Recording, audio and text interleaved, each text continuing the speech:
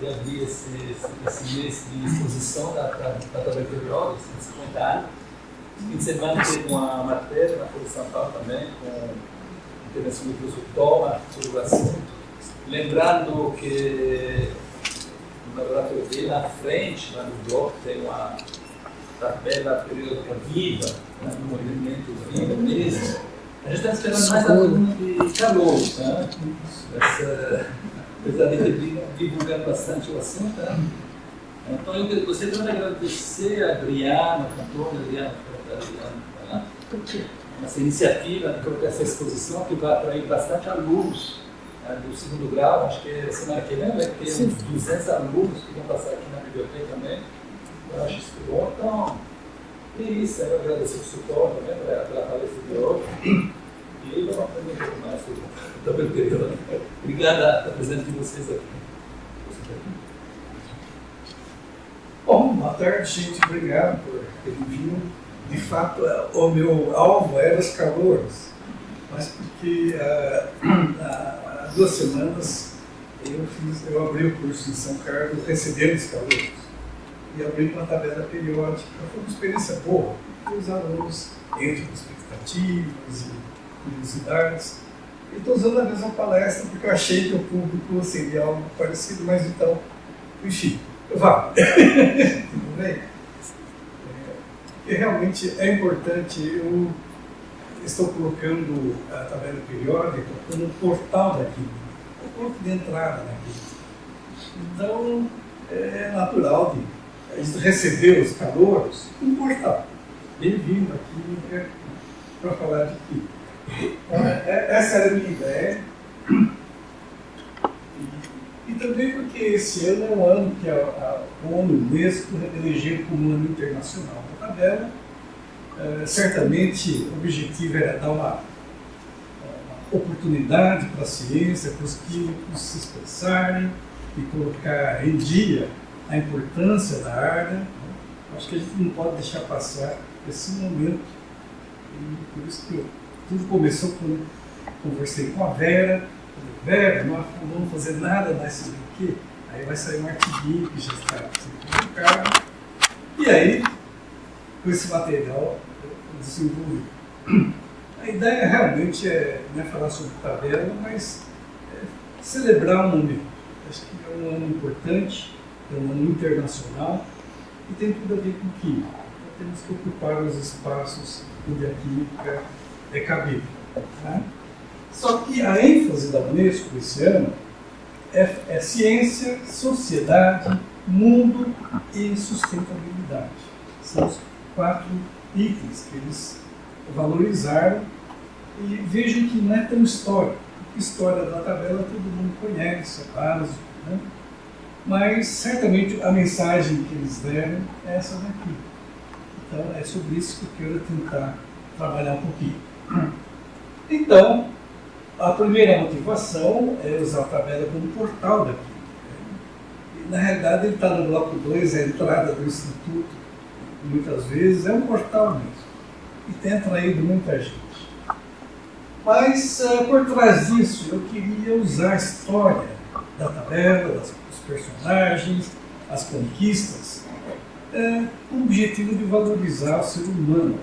As pessoas acham que a ciência se desenvolve sem custo nenhum, sem problemas, e não percebem que são conquistas, são coisas árduas, importantes, que a gente tem que lembrar sempre. Então, é traçar o desenvolvimento humano do Brasil. Esse é o objetivo, por isso que eu vou entrar um pouquinho em biografia, é ver o que eu gosto. E lógico, a grande motivação é essa tabela que está há 15 anos. O Hans é o doutor, eu falei, Hans, pega as terras raras lá no SARD que eu monto a tabela. Que pegou mesmo. A gente conseguiu toda a doação de terras raras, $36 mil em terras raras, carinho. E com esse investimento, eu falei, não, agora daqui eu vou construir a tabela. E está sendo montada, pouquinho a pouquinho já está pronta, cada dia ela está melhor. Essa é uma tabela, está no bloco 2, que eu uso mais como motivação é um cenário que se repete várias vezes, sempre que vê os visitantes entrarem, põe lá na escada e bate um papo. É uma motivação importante, porque é uma chance de falar sobre elementos, química, descobertas, história.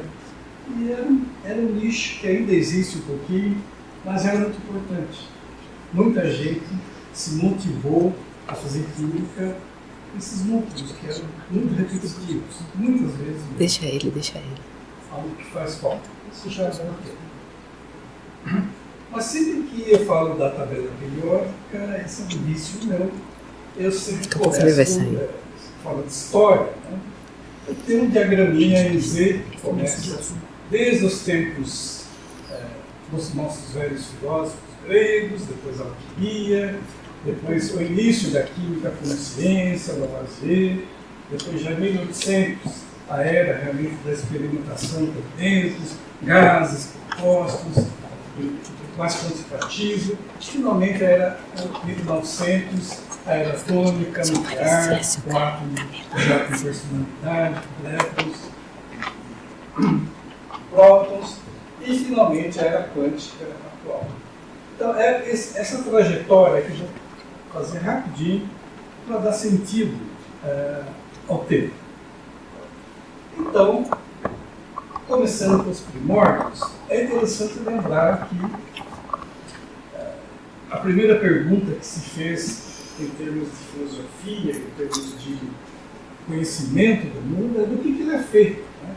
Isso vem com os filósofos gregos, Tales de Mileto, Pitágoras, e até o grupo dos atomistas. Começou com Demócrito, que já postulava a existência de partículas simples, seriam os átomos indivisíveis. E a partir daí criar uma ideia de que havia um componente básico, que seria o átomo, mas ninguém sabia o que era. Isso veio através da escola, Sócrates, que foi discípulo de Demócrito, depois Platão, que foi discípulo de Sócrates, e Aristóteles, o último dessa sequência. Especialmente Platão teve uma imaginação muito fértil de associar os 4 elementos básicos na época, terra, água, fogo e ar, e ele colocou um quinto elemento, o elemento universal, o éter, o elemento que preenche o universo. E associou cada elemento a um sólido perfeito, tetraedro, tudo. São figuras geométricas perfeitas. Mas eu chamo a atenção para o dodecaedro. Antigamente, até então, haviam 4 elementos, e o que seria esse éter, esse componente do universo? É curioso. Depois de tanto tempo, né, que se passou, a gente olha para o universo e vê que o universo bariônico, de partículas, prótons, elétrons, prótons e nêutrons, formam no máximo 5% do universo. Essa é a matéria que nós conhecemos. 95% da matéria do universo é isso aqui, nós não sabemos o que é. Nós não evoluímos tanto assim. Continuamos ainda com a quinta essência, o quinto elemento, que seria a matéria escura, que ninguém sabe o que é. Então, a gente tem a pretensão de dizer que sabe tudo, mas nós conhecemos 5% do universo apenas. Não evoluímos tanto não. Né? Ainda tem muita coisa para acontecer. Mas o fato é que esse período foi importante como expansão da cultura, filosofia, valorização das artes, e a ciência estava, então, se estruturando, né? Estava realmente sendo formada.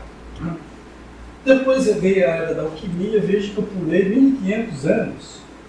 Já estamos praticamente na Idade Média, começaram os estudos do Paracelsus, as primeiras tentativas de laboratório de fazer grandes coisas, como chegar ao elixir da longa vida, a pedra filosofal, e começou a experimentação química, que para nós foi muito importante. Os aparelhos de destilação, purificação, procedimentos do laboratório nasceram dessa época. Por isso que a alquimia é muito importante. E que foi do Mediterrâneo até a China, tomou conta do mundo. E se tinha como coisas importantes os 3 princípios, enxofre, mercúrio e sal, poderiam ser os constituintes básicos do nosso mundo. foi importante. E logo depois, 100 anos depois, o Becker já tentou trabalhar com conceitos de energia sem saber o que era isso. E depois o Stahl propôs o conceito de flogisto, uma coisa que era liberada na queima, e que para ele era um composto, era uma substância, mas o flogisto era um componente importante da matéria. E foi a era do flogisto, que também foi muito importante. Foi essa era que provocou caminhar os grandes precursores ou químicos que nós conhecemos. O Boyle, que começou as experiências com gases, experiências volumétricas, o Lomonosov, que está aqui na foto, que foi a primeira pessoa a realmente mostrar que a matéria se conserva quando se queima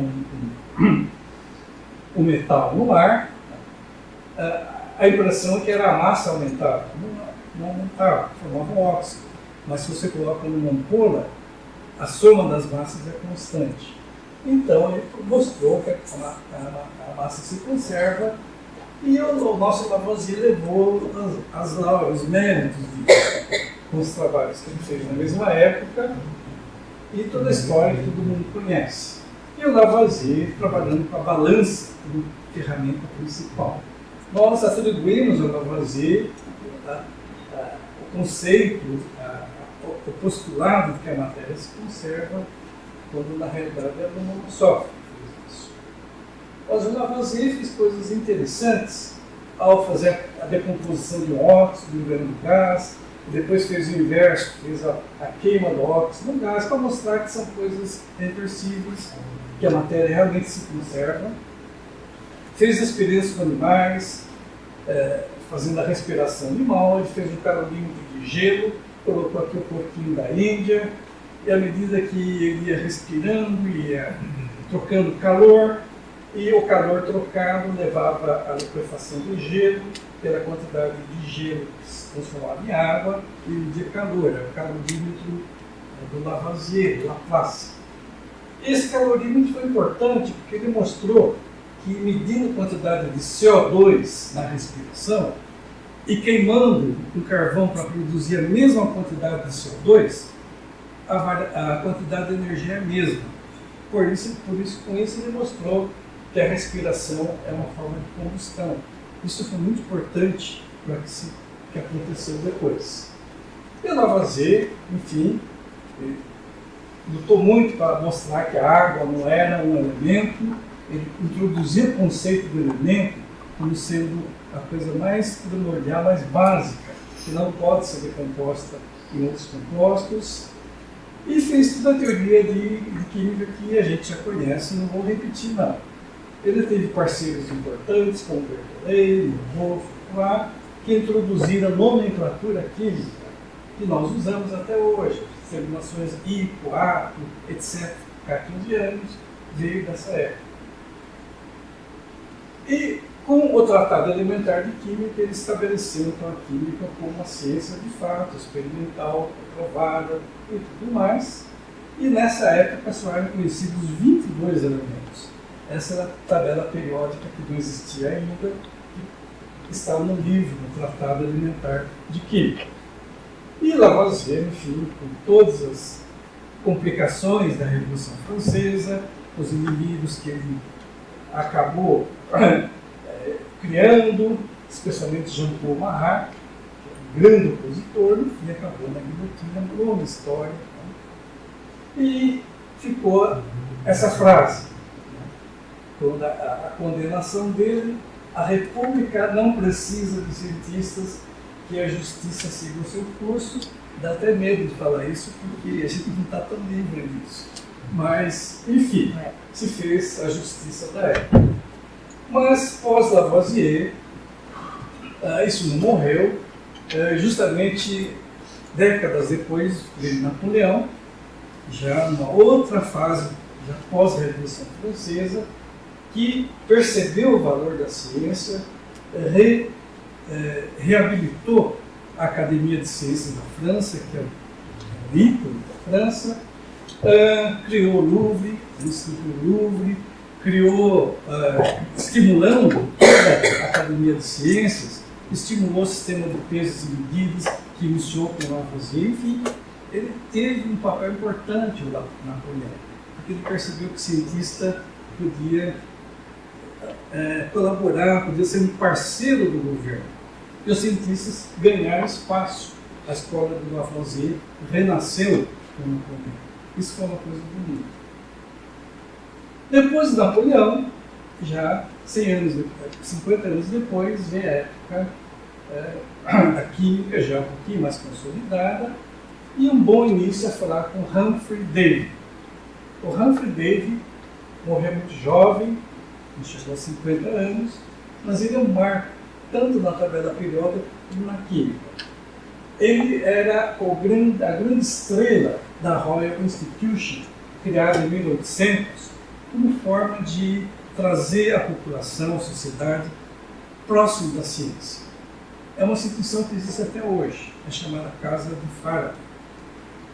E o Humphrey Davy era um gênio, uma pessoa extremamente comunicativa, fazia grandes palestras e é um grande experimentador, um grande cientista. A ele cabe a descoberta de sódio, potássio, magnésio, cálcio e bário, fazendo algo que é quase impensável. Ele pegou uma pilha de volta enorme de metros, um potencial enorme, aplicou a sais fundidos, as soluções concentradas de hidróxido, até obter metal que flutuava no meio. Sódio metálico, potássio metálico, flutuando no meio. Coisa que eu não teria coragem de fazer nunca. E ele achou estranho que sódio e potássio pudesse ser mais leve que a água. E ficou em dúvida se era realmente metal. E provou depois que era metal.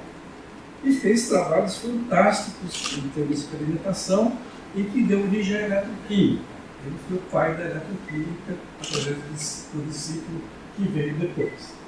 Mas o Davy é muito especial. Esse lado teatral dele atraía multidões. Ele fazia grandes demonstrações, palestras, com gás hilariante, N2O, e o público aparecia para cheirar esse gás e ter um ataque convulsivo de riso. Tá? Era um gás hilariante. E a sociedade queria sentir isso. Então, ficava lotada, a pessoa ia lá para dar risada.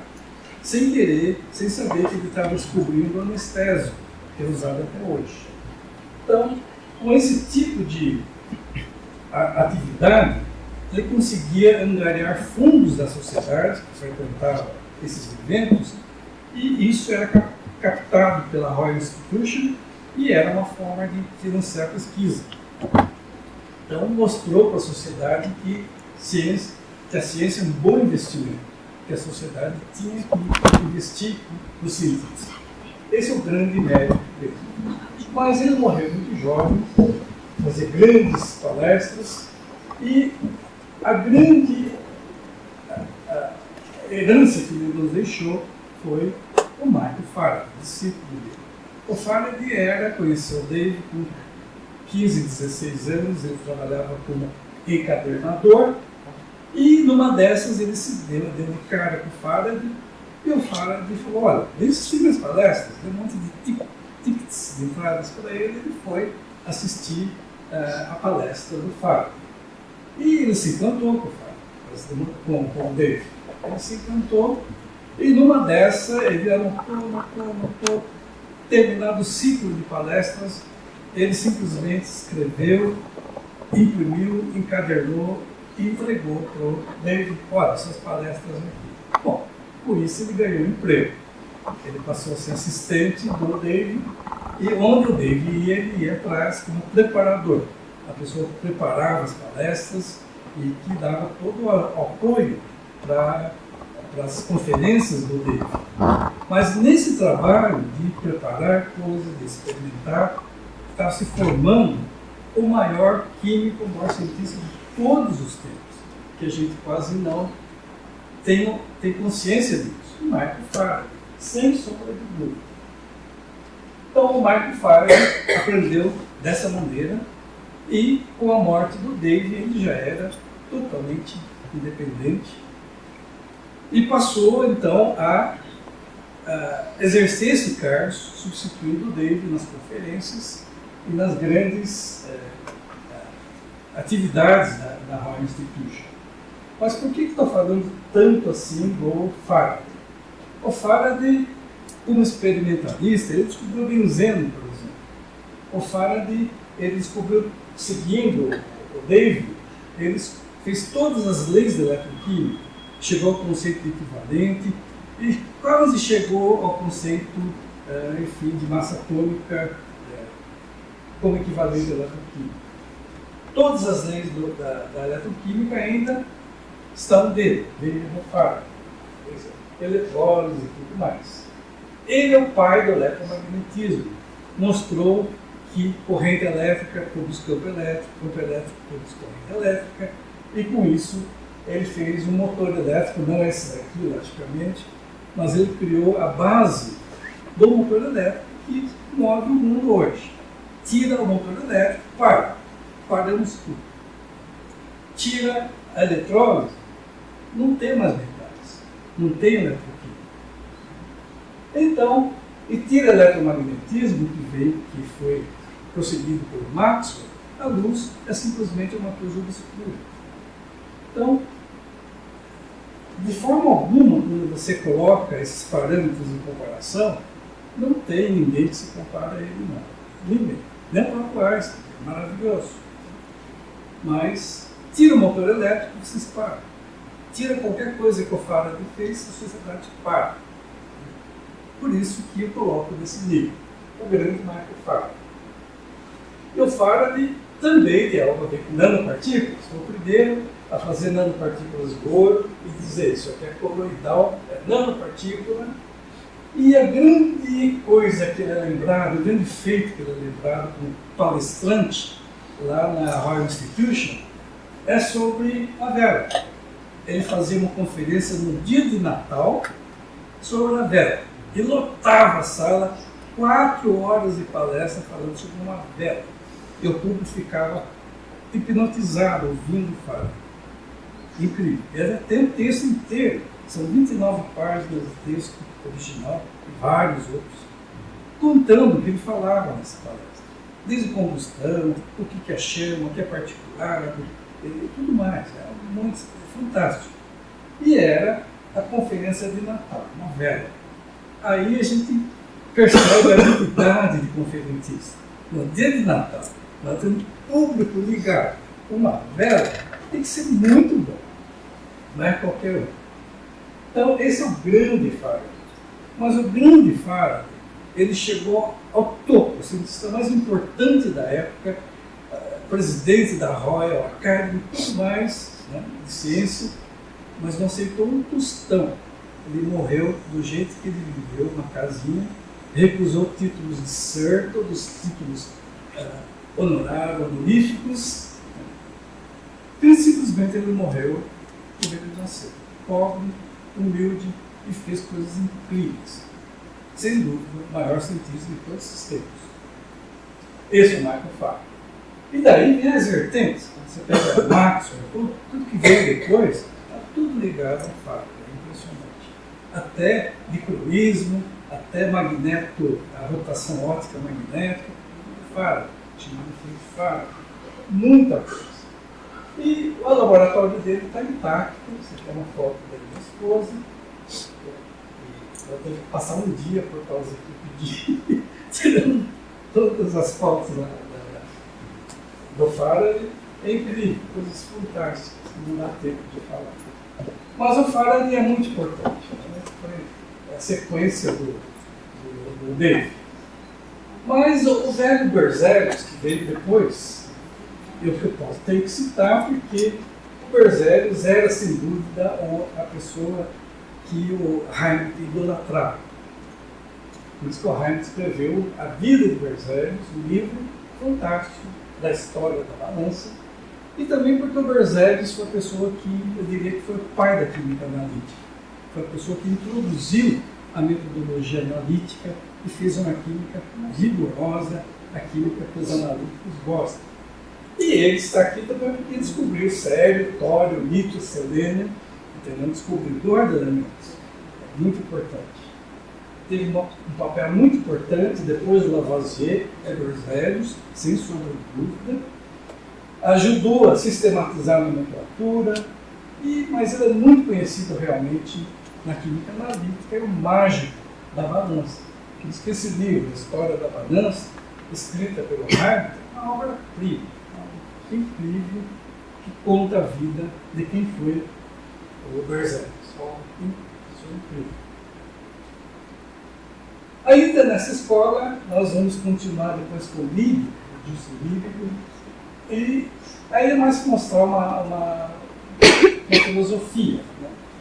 Ele era muito jovem e teve a brilhante ideia de fazer um laboratório de escola. E por esse laboratório de escola passaram pessoas super importantes. E gente como Hoffmann, Fresenius, Schmidt, Helling, Bonert, né? Kekulé, Erlenmeyer, Wurtz, toda a geração que a gente ouve falar o tempo todo nos cursos de orgânica e inorgânica. Todo esse pessoal passou pela escola de Liebig. Ele ensinava química, formando pessoas e fazendo pesquisa. Aí vocês se pensam, mas não o que fazemos hoje? Nós copiamos, nós tentamos copiar o Liebig, mostrar para o aluno que química se aprende, o químico se forma fazendo pesquisa no laboratório, pensando, desenvolvendo, não é só com livros. Então, indiretamente, nós estamos seguindo, né, a vida do Liebig, por isso que ele merece ser citado aqui. Mas é mais esse outro pensamento, outro ponto interessante de comparação. Se a gente pegar um raminho da árvore da genealogia do Liebig, só com 3 nomes, Luther, Noyes, criou a Caltech, Luther, Bragg. Aqui no Luther chegou até o Bray, que orientou Taube, o Noyes, que orientou o Dickinson, que orientou Pauling, e depois Polanyi, que orientou o Wigner, e tudo mais. É uma geração incrível, onde tem um quadradinho, é um prêmio Nobel. Veja os prêmios Nobel que veio de uma escola. Por que eu mostro isso? Para mostrar o quanto é importante a escola, quanto é importante a gente perseguir na vocação de formar pessoas. As pessoas não se formam por acaso. Existem escolas e escolas. E existem mestres e mestres. Grandes mestres. Veja, mais de 10 prêmios Nobel vindo de uma árvore. Só não veio antes porque o Nobel começou aqui. Incrível. E tem um grande escola que está aqui protestando, né, contra os direitos, contra o uso irresponsável da energia atômica. E aqui é muito legal, porque nesse ano ele obrigou praticamente o Congresso a aprovar uma moção de analisar os ossos de todos os recém-nascidos. E todos foram analisados. Ele queria pegar esse tronço. A tese dele era mostrar que as explosões nucleares que eram feitas no ar estavam contaminando o ser humano. E tal. Então, ele mostrou que os tronços radioativos estavam sendo incorporados nos recém-nascidos e na população. Logicamente, parou, baniu. E ele protestava bastante, muito atuante, ganhou o Nobel, logo depois que ganhou o Nobel, o segundo Nobel, e só não ganhou o terceiro por uma infelicidade política terrível, né? Porque com todo esse movimento, confiscaram o passaporte dele, ele não pôde ir na grande conferência onde estava sendo discutida, apresentada a estrutura do DNA. Então, se ele tivesse visto aquele diagrama, o modelo dele, o DNA era uma tripla hélice. E ele estava em dúvida se era duplo ou triplo, porque a medida que ele tinha não era bom. Mas nessa conferência a Rosalind Franklin mostrou a existência do fotograma que ele estava atrás. Mas a dupla, né, Watson e Crick, chegou antes e faturou o Nobel a custa disso.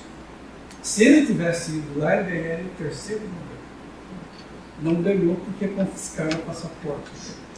Estava ao lado cômico. Desde naquele tempo tinha essas coisas. E, então, aqui está o grande Linus Pauling, que tem que ser homenageado nessa história. Mas, entrando também no tema, falando de descobrimento das pessoas, já em 1800, já temos evoluído, passamos da era do Liebig, estamos já entrando quase na química moderna, quando o Dobereiner mostrou que havia tríades, cloro, bromo, iodo, lítio, sódio, potássio, eram coisas parecidas. Começou a propor a existência de periodicidade. Champourtois colocou os elementos ao longo de um cilindro e obteve um parafuso telúrico, onde a partir do oitavo elemento as coisas se reproduziam. E o Newland simplesmente colocou isso num plano e criou as oitavas de Newland, que teria feito sucesso. É que alguém fez associação com as notas musicais e isso deu um erro de interpretação do que o Newland queria dizer. Mas, com o tempo, ele foi reconhecido e as oitavas se perpetuaram. E logo depois, o Lothar Meyer, ele que devia ser o grande pai da tabela periódica, ele fez os elementos, ordenou exatamente como Mendeleev, e usou semelhanças químicas, valência, os óxidos, M2O3, M3O4, NO, quer dizer, estequiometrias. Ele usou, então, valência como critério para comparar elementos. E no mesmo ano, o Mendeleev postulou a tabela dele. Mendeleev tem uma bela história também, nascido na Sibéria, sofrido, estudou bastante, com a mãe que queria que ele fosse um grande cientista, trabalhava com vidros. E nas passagens para a França, Alemanha, ele foi rebanhando conhecimento.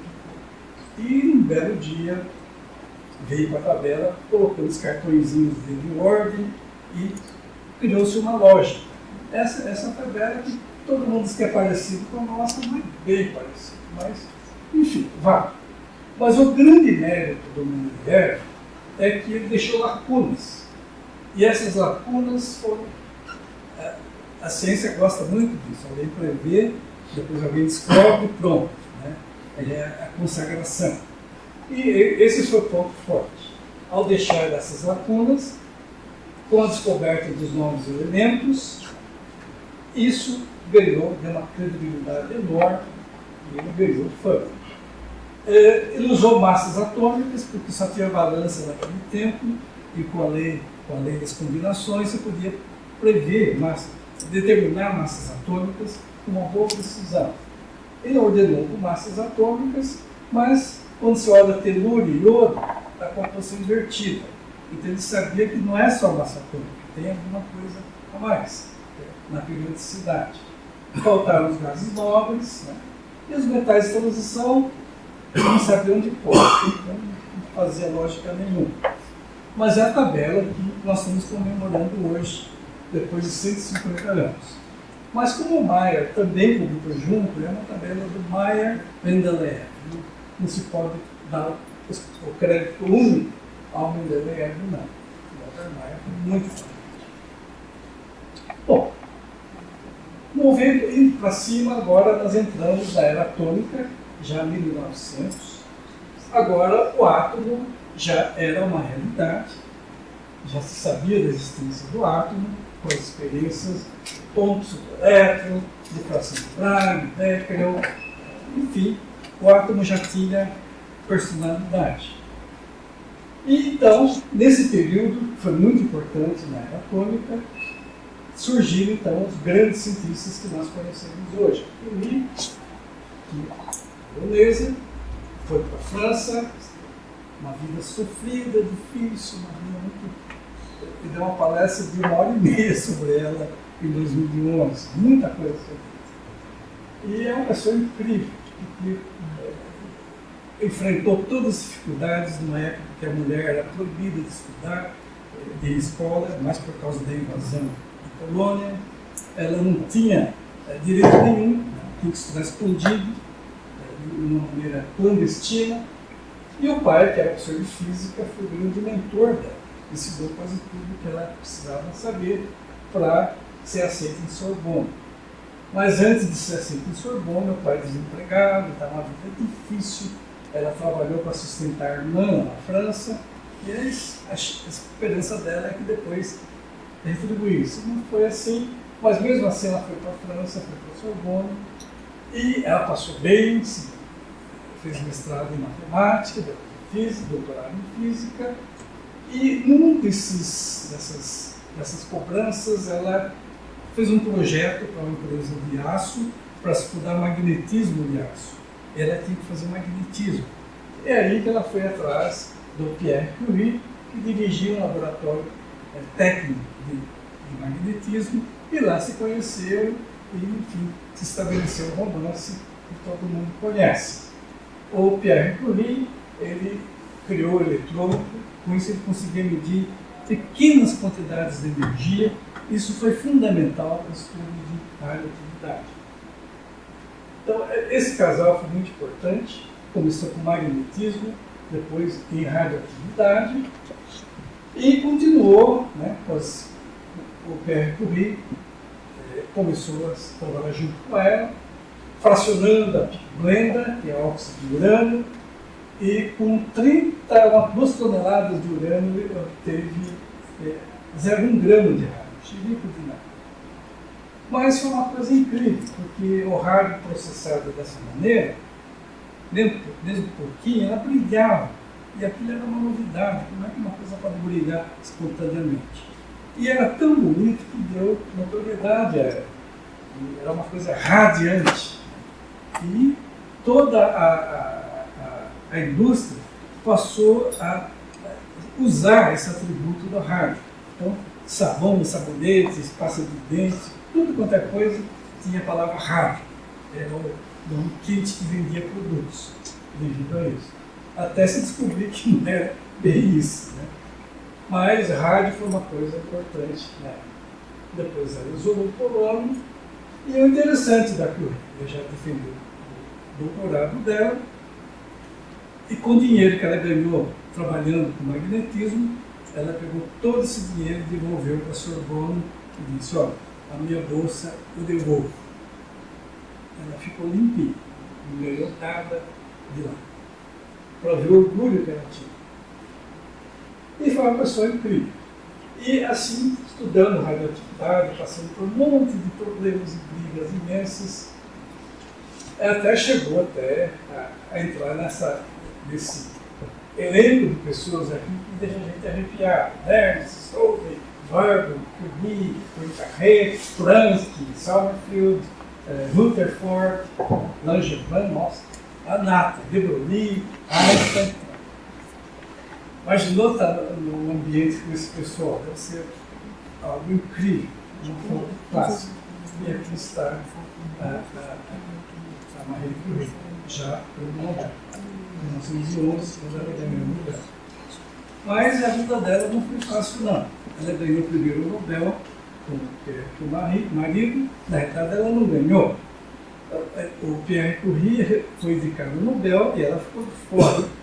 Ele que disse: eu não vou receber o Nobel se ela não ganhar. Então, ela ganhou o Nobel por causa dele. Ele se recusou.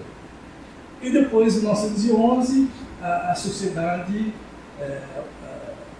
dos analistas do Nobel perceberam a injustiça que estava se cometendo, porque ela tinha descoberto 2 elementos químicos e não ganhou o Nobel de Química. Ela ganhou o Nobel de Química para ela. Mas mesmo ganhando o Nobel de Química, ela nunca foi aceita para a Academia de Ciências da França. A pessoa continuou sendo violentamente segregada pelo fato de ser mulher. Então são coisas da história. E outras coisas que aconteceram, muito interessantes também. Mas, por isso que 2011 foi o Ano Internacional da Química, merecidamente dedicado a ela, todos os méritos. Já nesse período, Rutherford mostrou que o átomo tem um carocínio núcleo, que tem elétrons, então o átomo nuclear começou a crescer e ganhou o Nobel pelo estudo de radioatividade, não pelo modelo atômico. Nesse período, Hansen, continuando os trabalhos, mostrou que depois fazendo o ar e tirando o nitrogênio e o oxigênio, sobrava uma coisa que não era nitrogênio, era uma coisa diferente. E ele descobriu que havia então mais elementos dentro do ar que você tira o oxigênio, além do nitrogênio. Então descobriu hélio, neônio, toda a família dos gases novos, e mais tarde, juntamente com o Bray, ele descobriu o radônio, então completou toda a série que faltava na tabela periódica do Mendeleev. Então, gases nobres, William Hansen veio o Nobel, praticamente a vida dedicada aos gases nobres. O Bohr, ex-aluno de Rutherford, Planck, e toda a geração de Broglie, Schrödinger, Heisenberg, Dirac, eles inauguraram a era quântica, a era atual.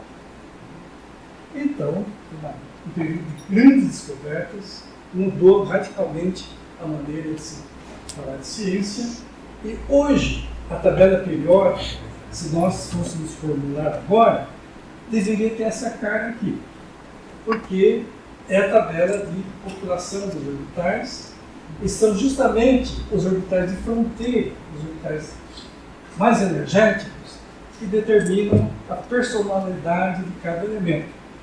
Então, essa devia ser a tabela periódica lógica, racional, que foi proposta pelo Longit Higgins, mas não emplacou.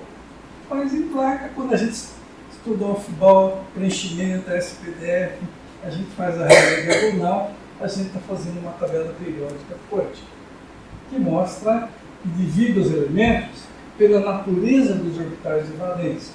Orbitais S, P, D, F, e é isso que dá a diferenciação química dos elementos, não é a massa atômica, e muito menos o número atômico.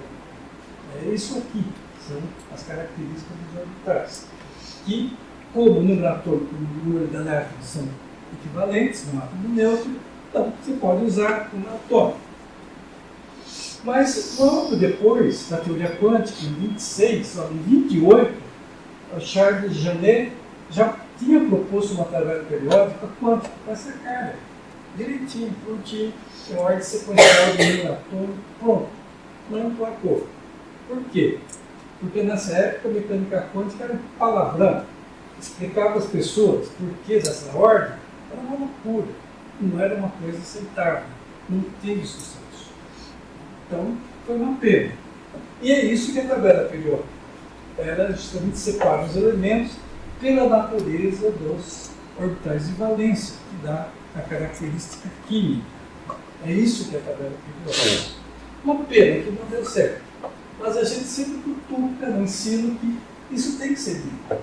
Porque colocar uma tabela de Mendeleev, massa atômica, você não está passando nada de química para o aluno, a não ser a feliz coincidência das propriedades.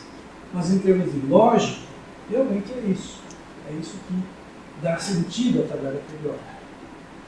Nesse período, então, já na era quântica, as experiências com partículas começou com Fermi, um dos pais da bomba atômica. Depois, um dos alunos, depois que eu trabalho com ele, esse Gray, ganhou pelo Nobel também. Interessante, ele estava na Itália, recebeu uma placa de molibdênio que o grupo do Fermi tinha trabalhado, irradiado, e ele não sabia o que fazer com essa placa. Então, ele analisou e ele descobriu o elemento que faltava, o tecnésio. Então, cabe a ele a descoberta do tecnésio. Depois ele foi para o laboratório da Lawrence Radiation Berkeley e continuou o trabalho do Fermi, se tornou um grande químico, físico de partículas, ganhou Nobel, e acabou descobrindo uma estática. Então, a pessoa descobriu dois elementos. O Fermi achou que tinha descoberto todos os elementos radioativos. Não era, eram isótopos. Ele ficou muito infeliz por isso.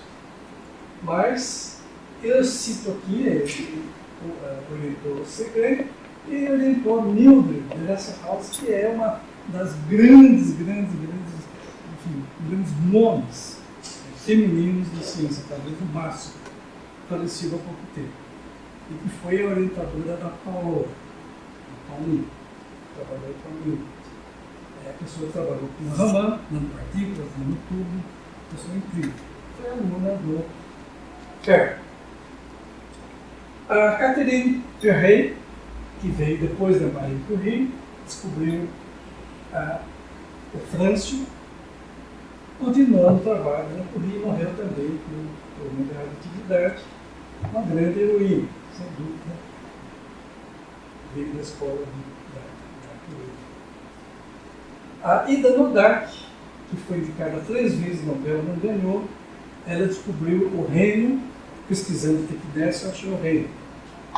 E trabalhou justamente com o marido Noddack, foram personagens importantes na química e na física nuclear, e ela foi a pessoa que ousou se contrapor a Fermi, o grande rico Fermi. O Fermi, que achava que tinha descoberto grandes elementos radioativos, eram isótopos, ela notou isso, e ela disse que os elementos podiam ser quebrados, sofrendo fissão, coisa que o Fermi nunca aceitou. Por isso que ela não ganhou, não. Ela não foi tão bem aceita. Né? E ela tinha razão. Os elementos sofrem fissão até o Fermi, depois se rendeu aos homenagens, porque ele começou a fazer isso, os projetos nucleares. Então, ela, na realidade, é conhecida como a pessoa que antecipou e propôs a existência da fissão nuclear. Mais importante que a descoberta do elemento, do Noddack. Depois veio a geração, a era do Seaborg, já com o laboratório de Berkeley, na Califórnia, bombardeando núcleos em todos os tipos de partícula, e acabou descobrindo todos os elementos transurânicos, coisa de uma revolução. Ganhou o Nobel, descobriu 10 elementos, uma escola imensa, uma equipe enorme de colaboradores, muitas mulheres também, mas foi uma pessoa que marcou a presença na química, desses elementos. E havia uma previsão que quando a gente correlaciona número atômico e número de nêutrons, número de prótons e número de nêutrons, havia uma certa correlação que havia podia deixar, a gente podia prever se o núcleo ia ser estável ou não pelo balanço de prótons e nêutrons. Quase igual, vai aumentando um pouquinho à medida que aumenta o número atômico. Mas essa correlação previa a existência de uma ilha dos elementos superpesados que acabou sendo descoberta nos últimos 10 anos. Os elementos que vieram depois. O Rutherford, o Dublin, Seaborg, Bohr, etc. Até o problema do Sol. Então, todos esses elementos vieram dessa ilhazinha que completou a tabela periódica. Se existir alguma coisa, vai ser muito além, mas eu pessoalmente tenho minhas dúvidas. Elementos superpesados já não seguem bem a mecânica quântica de Fermi, a gente rápido não. A coisa é complicada. O comportamento espinhor é violento, o conceito de spin pode ser diferente, são coisas novas que podem surgir, descobrir alguma coisa. Ninguém sabe exatamente. Então, com isso, se completou a tabela periódica que nós conhecemos hoje, até aqui. Já corri até a tabela toda. Essa é uma tabela minha, que não fiz nada diferente. Eu só pus a distribuição isotópica do lar. Esses amarelinhos dão os isótopos de cada elemento. Porque o PAP tem uma parecida, só que ela coloca um círculo pelo meio. Então você tem que usar 2 tabelas. Com essa você pode ver toda a distribuição isotópica aproximada e quando você faz carga de massa, hoje todo mundo faz, você vê quantos piquinhos devem surgir. Isso é muito útil. Então, essa tabela periódica atual, completa, e tem várias variações. A tabela periódica da vida, essa também, coisas minhas, coordenando as 2 coisas, que mostram a tabela periódica aqui, os elementos em azul, dos elementos de constituição, seres vivos, até 60% do nosso organismo. Em amarelinho, vai de 0,1 até 1%, os elementos eletrolíticos, coadjuvantes, os elementos assim, que atuam junto com outras coisas. ou em membrana.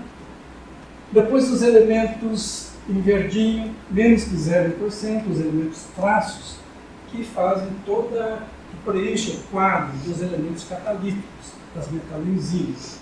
Muita gente diz, mas é tão pouquinho é importante. É justamente por isso que é importante. Porque muito pouco deles já conseguem fazer muita coisa. E são muito eficientes. Então, esses elementos são essenciais, né? Azulzinho e verdinho. São os elementos que se usam, os bioinorgânicos adoram. E os elementos medicinais aqui em roxo são os elementos que todo dia está mudando, são os elementos que se descobre uma droga nova ou algum processo novo, se coloca aqui. Tanto para imaginamento, como para terapias, para medicamentos, para uma série de coisas. Mas a gente olha para isso e fala, então só tem isso, não tem mais nada? Não. Se vocês analisarem hoje no seu livro, tem tudo, absolutamente tudo. A tabela periódica está inteirinha dentro de nós, especialmente estanho. Nós temos um monte de estanho que comemos enlatados. Até hoje ninguém sabe exatamente se isso é importante ou não. Se descobriu com certeza uma função biológica. Não vai tardar que alguém vai provar que é importante.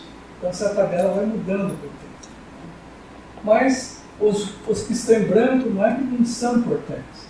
Eles estão no nosso organismo, nós assimilamos através da contaminação que está presente nos alimentos, mas nós não temos ainda ideia do que eles fazem.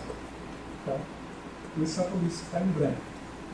Então, essa é a tabela periódica da vida, tem um lado interessante. Se a gente olhar, por exemplo, para a célula, a gente vê que, ao nível dos peroxisomas, tem ferro, manganês, cobre, metais redox. Nos cloroplásticos tem magnésio, ferro, cálcio, manganês, potássio. Nas mitocôndrias é redox, ferro, manganês, cobre. Nas enzimas hidrolíticas, zinco, magnésio, importantes. Nas membranas, sódio, potássio. Nas lisosomas, zinco, que é hidrolítico. Então, cada organela está cheio de metais. Os metais são fundamentais nos sistemas biológicos. A gente olha para o sistema neuronal, todos os impulsos nervosos passam através das bombas de sódio e potássio. E o cálcio é o trigger, que atua, né, a liberação e a conexão entre as sinapses, a liberação dos neurônios, dos transmissores. Então, metais tem tudo. Se vocês pegam essa aquela loucura que eu desenhei, uma cadeia respiratória, aqui mitocondrial, tem essa coleção enorme de enzimas, complexo 1, 2, 3, 4, com as enzimas com 35 subunidades, 11 subunidades, 3 subunidades, muitas coisas, o cobre, magnésio, fazendo cobre, magnésio, ferro, fazendo redox, passando elétrons para as ultimonas, e todo esse processo para bombear próton, e o próton volta lá em cima para fazer ATP. Trabalho complicado. Todo o esquema redox, de menos 0,28 volts até mais 0,8 volts, para fazer essa cadeia de transporte de elétrons. E aí é só metal, mostrando que elementos inorgânicos são fundamentais para o processo, para a vida. Fotossíntese é caso típico, né? Fotossíntese, magnésio, ferro, manganês, cobre, toda a cadeia fotossintética envolve o transporte de elétrons, envolve metais. Então, a bioinorgânica faz sentido, sim. É a parte inorgânica que a gente às vezes esquece, mas, se vocês olharem em termos de contexto de vida, é a maioria. Dos 26 elementos, 19 são inorgânicos, 20 são inorgânicos. São os elementos que fazem a vida. A nitrogenase, nitrogênio molecular, senso ferro molibdênio, nitrogênio não vira amônio. E metade da população morreria. E a grande Johanna Dobenheimer, que teve a brilhante ideia de colocar bactérias fixadoras, já substituindo fertilizantes, que teve sucesso enorme, em homenagem a ela. Então, metais são importantes nesse processo biológico. Mas tem metais que também não fazem tanta coisa legal. O mercúrio é o caso típico, os metais tóxicos. E toda a história do mercúrio nos leva ao imperador da China, o Qin Shi Huang, o primeiro imperador, unificou a China. E justamente ele era muito jovem, ainda morreu com 50 anos. ele queria ter a vida eterna, ele encomendou a seus médicos, entre aspas, que pesquisasse o elixir da longa vida, e naquele período, naquela época, isso há muito tempo, antes de Cristo, 260 a.C., né? Naquele tempo o Mercúrio era uma coisa fantástica, era um dos elementos celestiais. Então não teve dúvida, receitou Mercúrio, ele se tratou com Mercúrio, buscando o elixir da longa vida, e por isso ele morreu muito cedo. E é interessante que o Mercúrio, ele interage com, por exemplo, aqui nós temos a metionina e aqui a cisterina. Quando o Mercúrio interage com o enxofre da cisterina, as estruturas são idênticas. E uma das hipóteses por que o Mercúrio cruza a barreira hematoencefálica é porque ele engana o sistema se passando pela metionina. Não sei se é verdade, mas é uma bela hipótese, né? Então, com isso, o Mercúrio chega ao cérebro, sim, o tempo de vida é 70 dias, os efeitos todo mundo conhece, é terrível. Então, essa é uma história, mas esse imperador deixou muita coisa legal, né? Aqui é uma foto que o Coit está aqui escondido. Esse imperador, quando faleceu, né, os soldados que deveriam ser enterrados juntos, eles foram substituídos pelos análogos de terracota, que foram enterrados no lugar, e agora essa é uma grande coisa que ele deixou, soldados de terracota, deixou a muralha da China, que começou a construir no seu império, né, na época, e continuou vários anos, séculos depois, milênios depois. E também os médicos e o pessoal que trabalhava no elixir, eles descobriram a pólvora. Imagina descobrir a pólvora, fazer a muralha da China e fazer essa coisa espetacular. É uma bela coisa que se pode deixar de herança. Isso que eu preciso falar dele.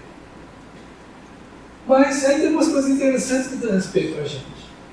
Né? Se vocês olharem na literatura, existem químicos importantes, um deles está aqui, que tem 6 trabalhos publicados sobre transmutação de mercúrio em ouro. E é lógico que eu fui pesquisar, né? Não é possível. E fui pesquisar mesmo. E eu tirei o chapéu. O nosso velho Stamhard completa 50 anos de falecimento, que está sendo homenageado pela Sociedade Brasileira de Química, um nome especial. E o nosso Stamhard, ele, junto com o Mitt, que foi o orientador dele, ele colocava 2 eletrodos de mercúrio e fazia a descarga e obtinha as raias do ouro. Então, o mercúrio tinha raias do ouro. Como que o mercúrio vira ouro? Impossível. Repetia, destilou o mercúrio 15 vezes. E colocava os eletrodos e dava a raia do ouro. Aí não teve dúvida. O mercúrio está transformando em ouro, fez uma patente, tem várias patentes aqui. Publicou trabalhos, os japoneses repetiram logo depois, confirmaram que estava certo, que o mercúrio estava virando ouro. E muita gente ganhou dinheiro com isso. Descobriu muitas empresas para produzir ouro, a custo barato, enfim, venderam-se ações, e ações não eram, né? Eles tiraram com isso. Mas levou muito tempo para alguém provar que, por mais que você purifique o mercúrio, sempre dá uma vida para o ouro estar lá presente. Ele não teve culpa. Se você purifica 15 vezes, ainda dá sinal do ouro, o que você vai fazer? Eu fui ver o trabalho dele, é super criterioso, super crítico. Ele próprio não acreditava. Mas ele teve que se render à ciência. Enfim, ciência experimental, não é? Ele fez experimento, fez muito bem feito e estava errado. Mas a sociedade, a ciência não coloca muito peso em cima dele, não. Ele não teve o azar de ter seguido o mesmo destino de quem inventou a fusão a frio. A sociedade não perdoou. Mas o fato é que eu disse, realmente não dá para acusar. Ele fez algo muito bem. Mas deu ouro. É só para lembrar que a gente, às vezes, é muito cético. e tem que rejeitar o resultado experimental que você obteve. É parte da ciência. Mas outra preocupação da tabela periódica diz respeito à sustentabilidade. Essa tabela toda esquisitona aqui, que faz muito sucesso, mostra em vermelho os elementos que vão ser problemáticos, vão escassear, e alaranjado o que pode estar crescendo muito o uso, vai ter problema, os amarelos, que a disponibilidade é pequena, e o verde está tudo bem, sem problema. Mas aqui se coloca perguntas importantes. Tem um número especial do Green Chemistry que lida com isso. E quando a gente vê hoje, por exemplo, terras raras está presente em tudo que é coisa que envolve energia. Mas nós dependemos essencialmente da China. 95% é produzido na China. O Brasil é a segunda reserva mundial de terras raras, não produz nenhum graminho. Nós precisamos da China. Então, esses elementos, esse tipo de problema, tem que entrar em pauta na discussão.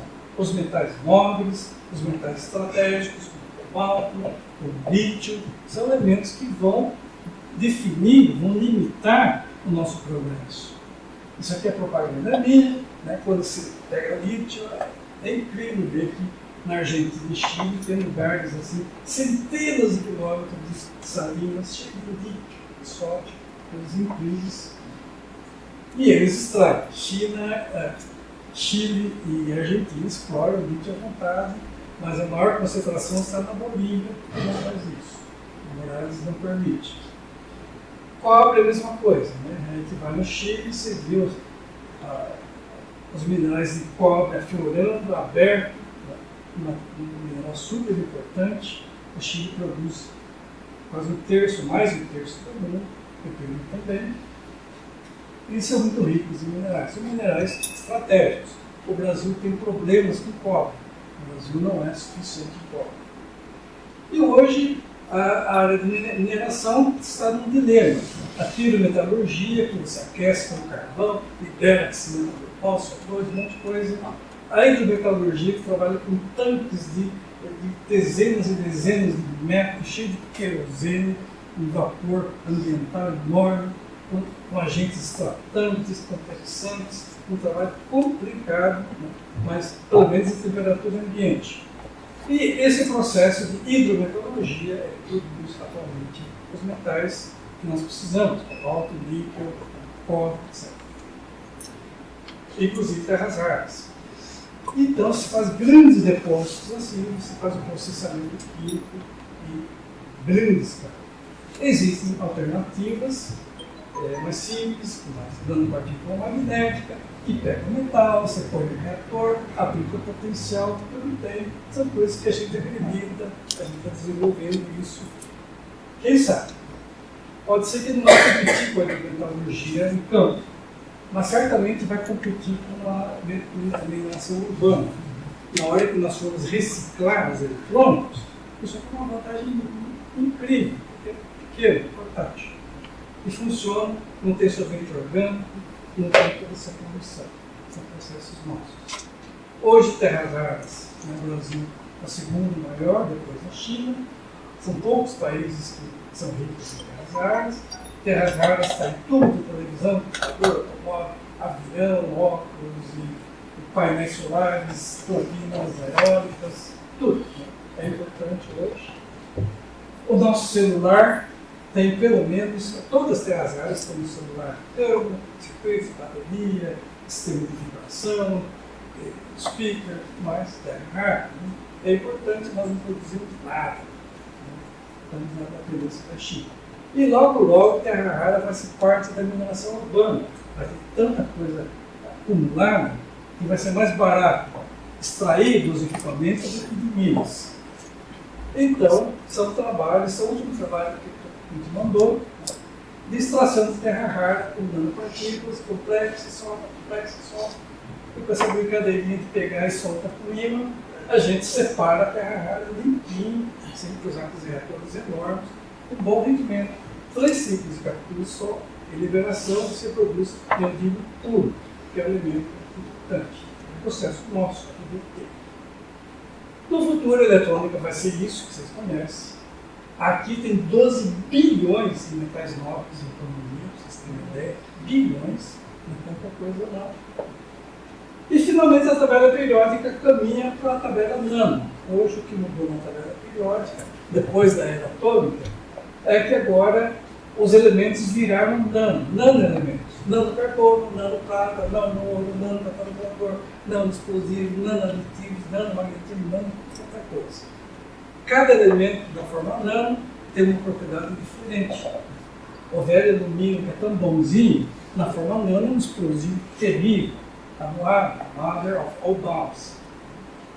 Carbono, cada vez que alguém descobre um nanoelemento, ganha um Nobel. É fluoreno, é grafeno, assim descoberto um atrás do outro. Todos os elementos têm as formas nano. E isso está impulsionando a tabela para um novo caminho.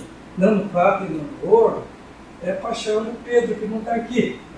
A gente faz nanopartículas, usa como catálise, plasmônio, coisas incríveis. E nanocatálise que promete economizar todo aquele monte de coisa que se gasta em catálise usando nano, coisa pequenininha. Então, quando a gente olha a tabela sobre a nano, a gente descobre uma nova tabela se afirmando e está evoluindo de uma maneira fantástica.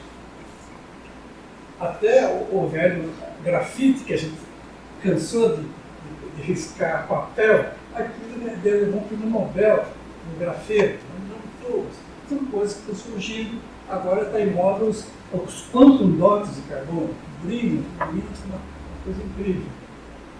Então, são novas formas que estão mudando a tabela periódica. Essas novas formas são tão novas.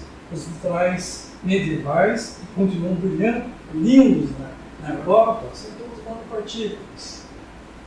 As nanopartículas são usadas hoje na parte medicinal, em diagnóstica, para diagnóstico, para cura, com as propriedades plasmônicas das partículas. As nanopartículas estão invadindo plásticos, polímeros, adesivos, selantes, criando os novos materiais. Hoje não se fala mais em novos materiais, se fala em nanomateriais. Tão forte é a diferença nano. Dificilmente alguém faz novos materiais.